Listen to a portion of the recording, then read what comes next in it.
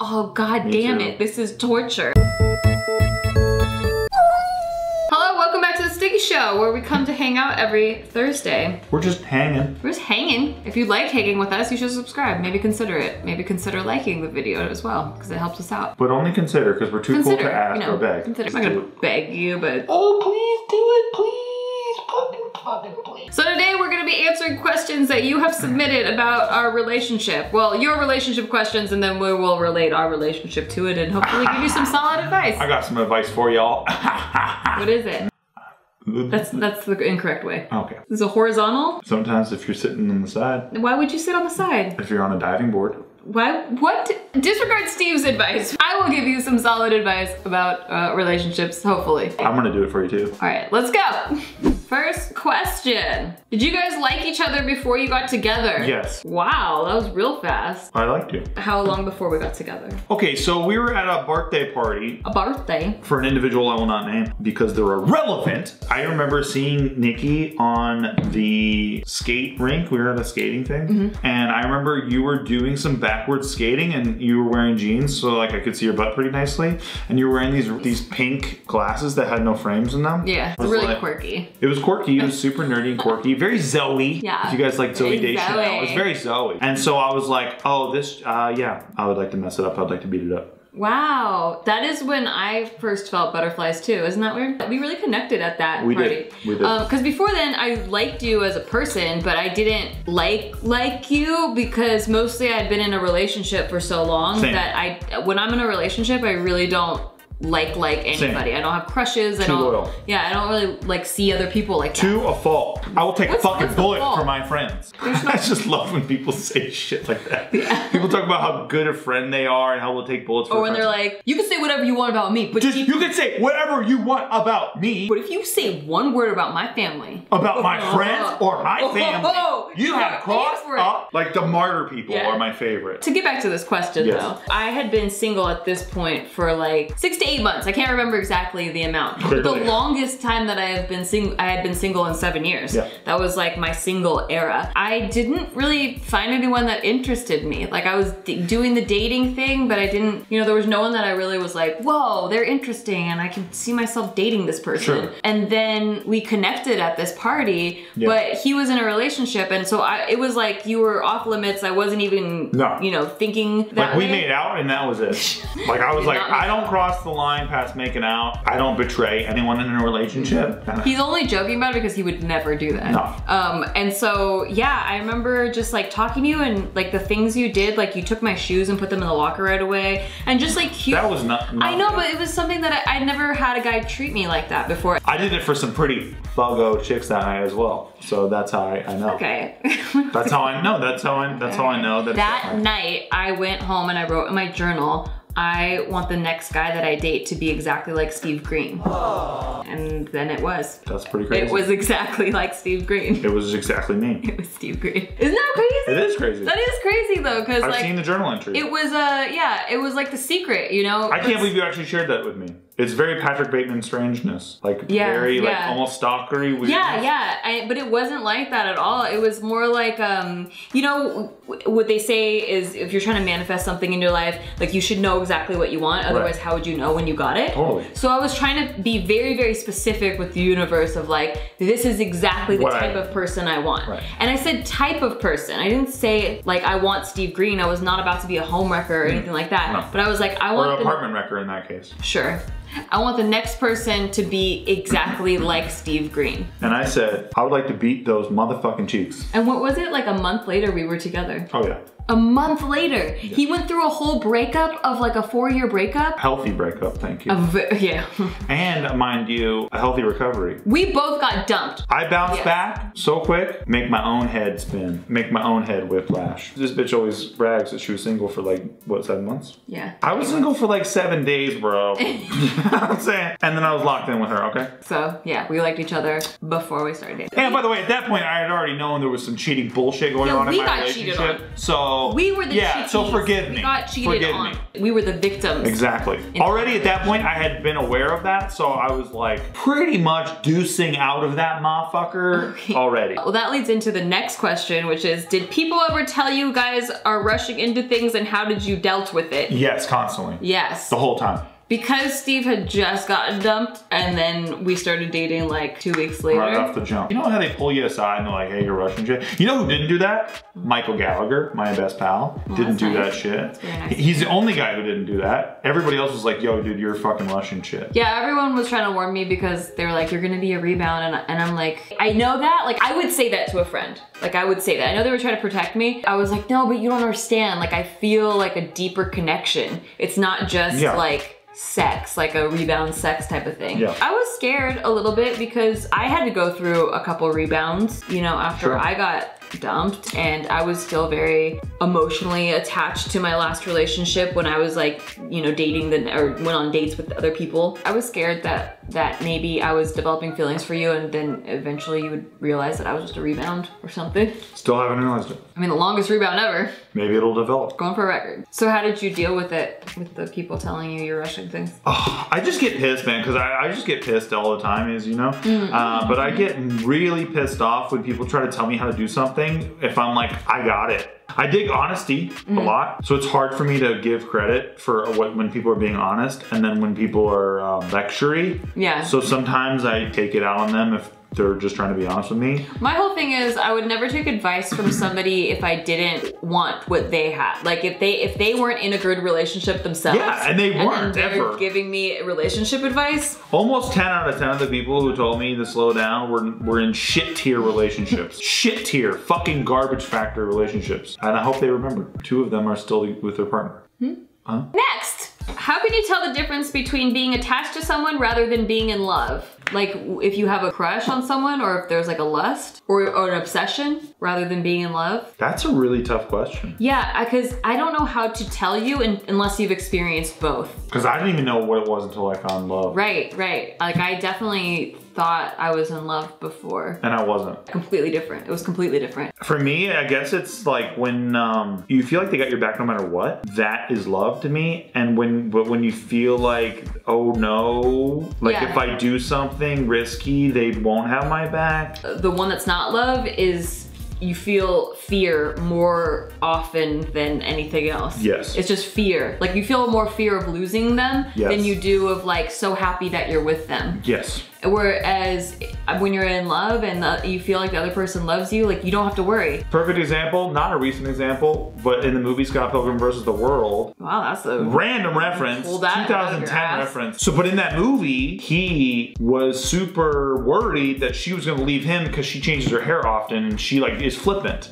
And so that type of mentality, when you're worried about your significant other like that, is not love. Right. To me, that's like infatuation level like stuff. Whereas like, I don't have to worry about. Love is like feeling safe. Exactly. As well as feeling fulfilled. Like, yes. Because it's not just the safety. If you're just looking for security, because I was trying to think about that. Like, what if I just felt security, but I didn't feel, like I've been with a nice guy before and there was no spark, right? Right, because he vacuumed too much.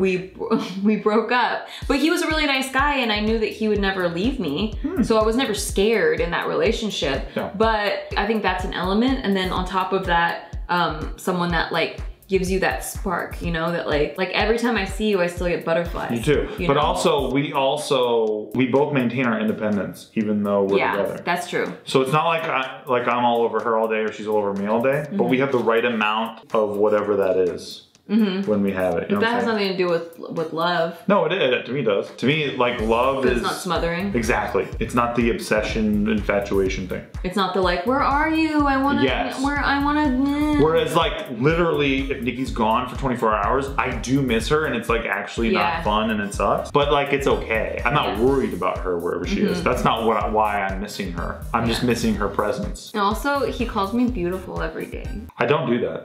I don't think she's beautiful. Oh, sorry. He calls me gorgeous. I don't think that. But he says it and I believe it. I say it every single day and I will say it always. Oh. See? That's love. I do. I'm obsessed with this chick. But it's actually love. It's 100% love. Because it's reciprocated. It's both. It's a bothy. There's not like, she loves me more, I love her more. There's no manipulation. Exactly. That's what it is. Yeah. I don't know. Just fucking fall in love and you'll find out. Exactly. That's so hard though. It's so hard. Don't settle. And don't give up. Good luck. We both seem drunk and we're not. All right, next. By the way, I didn't address why my nails look all fucked up. It's because we just did a blindfold challenge thing. It's not because I think these are good. I have a crush. Should I shoot my shot? LOL. I love this shoot your shot thing. Yes, go shoot your shot. Always shoot your shot. You only got one shot. You can't miss this chance to blow. Oh God, don't do it. Everything's not Eminem. He finally watched 8 Mile. I'm so proud of you. It was surprisingly good. Thank you. Have you seen Eminem, Nate? I haven't. I've never seen 8 Mile. Go.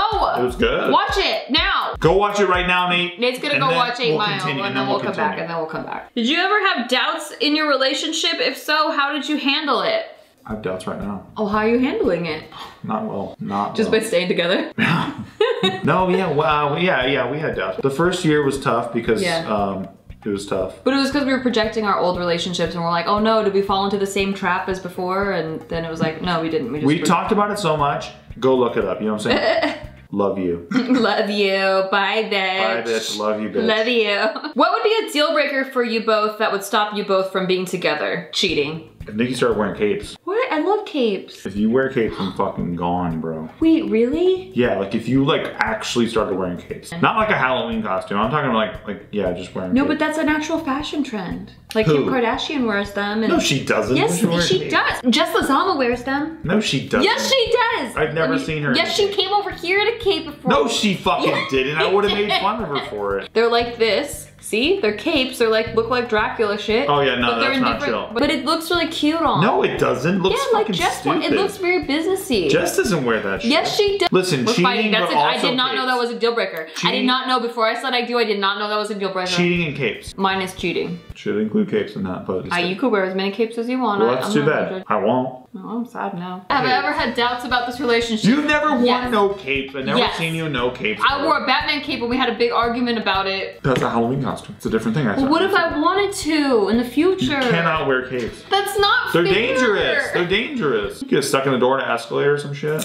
Are you able to have a lot of private time away from the camera? Absolutely. Yes. And then I feel guilty that I didn't vlog. Oh yeah. I'm like, oh, I should have vlogged that. Or like when certain things are happening, like when I was having my kidney stones recently, Nikki's like, I don't want to film this shit. I'm like, yo, we film this shit. Yeah, it's true. Because this shit's real, bro. It's real. But I just feel like it's inconsiderate, I guess. I don't know. I'm like, this shit's as real as anything that has ever happened. I would like it to be documented. Right. And I'm like, I want to be able to see this shit because I can't see it. Wait, did they mean private time like sexy time? Oh, we only fuck on camera. Yeah. And we're never changing that. That's a ritual. We won't give you the link, but you could try to find it. Sorry, that's why you have an FTP server, bro. FTP. Keep going. Nick? FTP. Yeah, that's it. It's FTP. Is it? File Transfer Protocol? Actually, you got it, yeah. Hell yeah, pimp! Too bad this wasn't a trivia game. Of course I get fucked.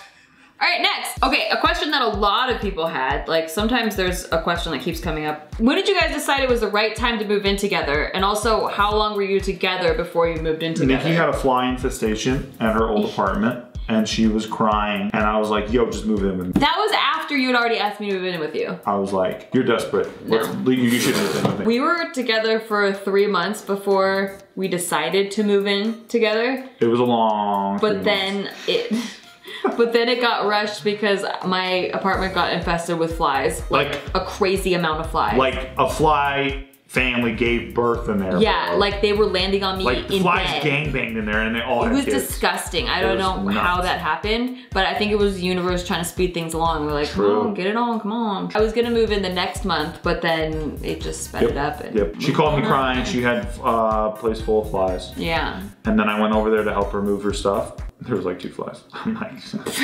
chick's obsessed with me. I actually wanted to move in sooner. I wanted to move in at 2 months. But I was like, Steve told me that I had too much baggage and he was referring to my cats. Yeah, I still think that. You don't. He calls them family all the time. Joe? The other day he was like, our boys, our family. He says it all the time.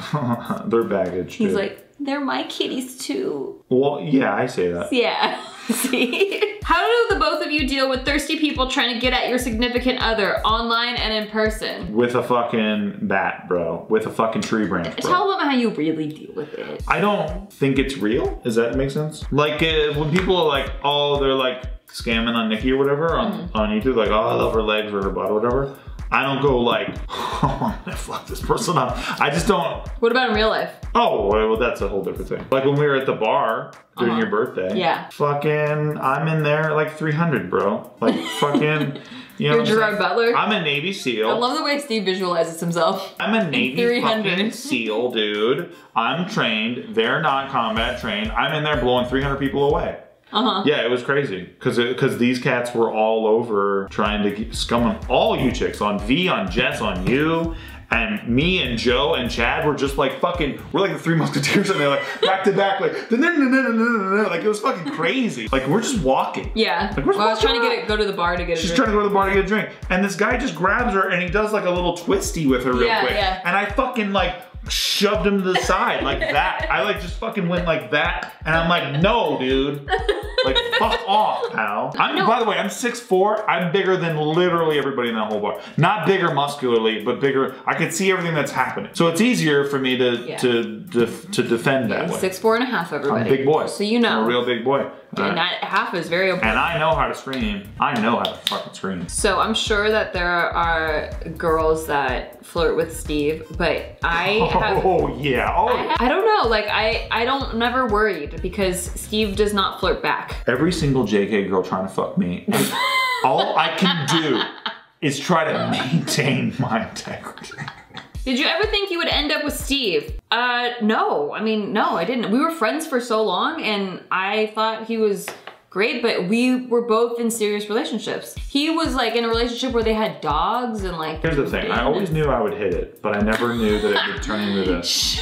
I never knew I would turn into this. You always knew you would hit it? Oh, of course. I actually did always know that, but I didn't know that it would turn into this. Wait, did you really actually always know? Yeah. No, you didn't. Oh, yeah. Shut up, you're so dumb. I'm not that guy. I want to be that guy so bad. I remember the first time we tried to do stuff. Oh, yeah. He was so nervous. And he actually audibly said out loud, he was like, I'm with Nikki Limo. Oh my God, I'm with Nikki Limo. I'm pretty cool under pressure, bro. Drugs? Let me recommend something since I've been on kidney stones. Percocet, motherfucker! Yeah, good luck. They wouldn't even give it to him because they thought that he was lying about, that's for sure. about pain because the opioid epidemic and stuff. You know what sucks is that a couple of people ruin it for the rest of us. So I just need some perks so I can get through my day. And I go to the pharmacist and I'm like, yo, I need some P's so that I can get through my D's. And these cats are like, oh, why do you need Percocet exactly? Why don't you take Flomax? And I'm like, because Flomax is a fucking meme. It doesn't actually work for kidney stones, especially because I have a centimeter kidney stone, bro. Any of you are able to decipher this story? Give us a thumbs up. I'm just saying that whoever invented Percocets is motherfucking tight. Yeah, I don't do drugs, only alcohols. If you mix it, no, I'm kidding. By the way, if a kid's watching this right now, don't mix drugs and alcohol. How often do you fuck a week? Okay, so since my kidney stones. Since the kidney stones, 0.0 this has been our most celibate time in our relationship. True. The celibate era. Yeah. Mom and dad would be proud. It's been like a month of no sex. Yeah. Like, this is crazy. This is like happened. Insane. We were watching Californication and he gets laid all the time. He has sex a lot in that show. Yeah. And every time I'm just like, oh God damn it, this is torture. And I'm like, man, I wish it didn't burn all the time on my whole body. I was just like, maybe you could cum it out. Right. Can you come out kidney stones? Can a doctor get back to us on that? Please, can you leave a comment if you know if you can come out kidney stones? Thank you. I'm awaiting surgery. For those of you who hate us right now, we're like, oh, well, what are you doing then? Haven't you had that kidney stone a long time? Yeah, I have. I'm waiting for surgery. A month. He still has it right now. Oh, the healthcare system. Oh, I hate it. A toast to that. What were we talking about? Oh, fucking. So before that, at least once a week. At least. Gotta be a bare minimum once a week. At least once a week. Bare, but that's case situation. It's like three times a week. Yeah, 2-3 times a week. Yeah. But sometimes there's not always time for that. Like, it's pretty busy. Depending on her stress level and depending on what I'm doing. Yeah, I get very stressed out. Yeah. We make sure at least one date night a week. Yes, sir. And that date night usually We need a date night 2019, bro. We don't have no date night. Yeah, because we can't get your kidney stones. That's true. It'd be just a blue ball night. That's hella true. For me. It already is for me too. How important is sharing interests? Met a guy I like, but we have little in common that way. Oh, you're fucked, dude. Yeah. You're L fucked. For me, if I get bored, like, you're out. If you mean, like, you don't do the same things, like, maybe she means that. Like, he does hiking and she does biking or sure. whatever, then that's fine. That's no big. But if you don't have the same views on things and you you don't like you like a guy with a sense of humor and he doesn't have a sense of humor, like that's just not gonna work. Man. That's big shit. You gotta have the same moral character and like code. Yeah, your same beliefs and views on life. Yeah. Your ideals, is it ideals? Yeah, ideals. If all that's in line, then you can figure out everything else. Yeah, like he could like different foods than me. And also like fulfillment wise, like I feel like we both like to travel. Yeah. And if we didn't, we both like the same places to travel. Exactly, that would suck too. If we both like if I was a ski guy and you're like, oh, I like going to beaches, and I'm like, but what about skiing? That would just suck. Yeah, that would suck. Good thing that skiing sucks. Yeah. That's so awesome. Hey. I'm so glad skiing sucks. I'm so glad. How do you cope with cultural differences when it comes to family traditions and holidays? It's all the same. Yeah, ours is all the same. Answer is it's the same. The difference is my family makes race jokes because brown people just make race jokes because it's fun. Like we joke about each other. Yeah. Like all the Filipinos in our family started dating white people, so it's like, oh, white people have to sit over there, and it's just a joke. Yeah. And like, but all the white people end up sitting together anyway, so it's like they're all in one place. We have to bartend. We have to clean plates. We have to take out the trash. But other than that, it's great. And then his family is terrified of making race jokes. They just don't go there. Yeah. I've tried to make a couple race jokes about my own race, and they just go quiet. And they just get real quiet. Like, can we laugh at this? Yeah. I'll like take out the trash and I'll be like, oh, of course, the brown girl's taking out the trash. And they'll be like, we can take out the trash. We'll take out the trash. Oh no, nobody asked you to take out the trash, Nikki. And you're like, Nikki's just taking like dumped wrapping paper and putting it into it. It's like, so funny. Who makes the bed? So we have a rule. Today I made the bed. We have a rule that today Steve followed. Thank you. That the last person to get out of the bed makes the bed. That's the rule. It's been a really good rule. It's awesome. It's worked really well for us, except for, I don't know, the past like few weeks. The kidney stone weeks have been different. Steve really gets to pin everything on kidney stones lately. It's very real and it sucks very hard. Can't have sex. He doesn't have to make the bed. It's not about that. I want kidney stones. No, one of my kidneys is fully blocked. So when I wake up in the morning, I'm in pain and I have to go to the bathroom so bad and then I forget to make the bed. But this morning, I didn't. Good job. Just say. The number one question that got asked this time, and this seems to be a running thing with a lot of people right now, is what do you do when the spark is gone? How do you make the spark stay alive? There's a ton of people ask that. This is my favorite question. Okay. So, and I'll say this 1,000 times, I don't care. Separate bathrooms. Yeah. You have to date each other. Yes. Never stop dating each other. Never stop dating each other, bro. Like when you're going on a first date with somebody, you put your best foot forward, don't you? Like don't you try to dress well and don't you try to smell good and don't you try to like not like wear deodorant and like brush your teeth and like you try to fucking present yourself a certain way and not in a fake way. You try to be yourself at your best, right? So what if we all did that throughout all of our relationships? Okay, I'll be a devil's advocate. Please. But then you're never comfortable. You never get to just be comfortable. I know. Well, people always confuse comfort with just being at their worst, like, right? Like ripping ass or whatever, right? Timmy D told me, he's like, he's like, oh yeah. So people don't know. Sorry. Yeah. He's like, you know, I know when Chia was able to rip one in front of me, that we had to think. And I'm like, dude, that's not Chia at her best. She's ripping ass. It's like at her best, bro. Over time, no matter how much you love somebody, there's an erosion. Of spark, yes. If you keep doing that shit, we're buddies, we're roommates, we're best pals, and like we're not lovers and we're not dating, like that's how you fuck your shit up. Yeah, because I gotta say, I was on the other side where I was like, oh, if you fart in front of each other, like you're comfortable and that's how you know, and blah, blah, blah. Because my parents do that. It's disgusting, and they do that. And they've been married for 32 years. Yeah. So I was like, oh, that must be it. But I gotta say, I always lost the spark in every other relationship I've been in.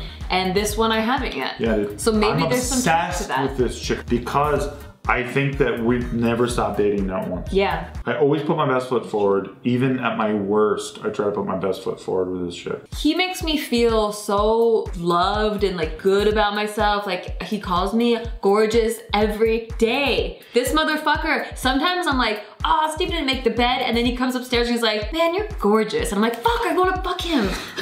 Yeah, but what about how I say this bitch sometimes in videos and stuff? And and people don't like that. But I like it. I know. They don't know how we talk to each other. It's We're all just about fucking what you flirting like. with each other. If you I call him a cunt all the time. I know. Because it's he's so a funny. cunt all the time. Yeah. I've seen people say like, I know. I don't like the way he talks to her. I'm like, she talks to this bitch talks to me this way. What are you talking I called about? him a little bitch throughout the entire the whole day video. today. Ask Nate. He'll put his fucking hand on his He was stack of being a Bibles. little bitch. Right. So anyway, we like it. We flirt with each playful. other this way. Yeah, we flirt with each other by flipping each other off. All the time. Sometimes I go around the corner with my, It's my favorite. hands first. It's my favorite. That's my favorite. Sometimes it's the first thing I see when I see her is just her middle fingers out of nowhere. And yeah, it's the best. She's my favorite. We just try to make each other laugh. All the time. I think that's where we get our spark from. Yes. So maybe you need to investigate your love languages. And by the way, if you're like this right now and you're like, well, I've already been in a relationship and we farted about around each other. You already ruined it or whatever. Just fucking start dating again, over. Man. Just start over. Just You have both a have conversation. to have a conversation, yeah, and just agree to like, okay, clean slate. We're gonna start dating again. That's the whole thing. Because to me, it's about respect, putting your best foot forward, and giving someone your best angle, right? Like that's not a bad thing. That's not hiding anything. That's not being disgenuine. That's like saying like putting on a nice shirt before you go out is being disgenuine because you're more comfortable in a frumpy shirt. I don't think that anyone says it's disgenuine, but they're just worried that does that get the spark back? No. I've heard people say it's disgenuine to like not fart because you need to fart. It might be just because your SO's there or whatever. The spark thing too, you also need to make your partner feel sexy.